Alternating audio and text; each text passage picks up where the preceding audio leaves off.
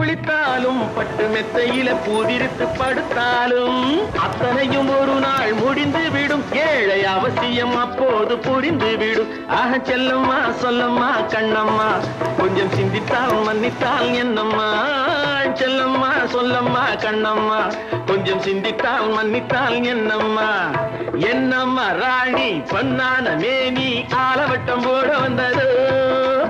ஏறி வந்த ஏணி தேவையில்லை என்று ஏழை பக்கம் சாடுகின்றது. ஆஹா ஏழை பக்கம் சாடுகின்றது.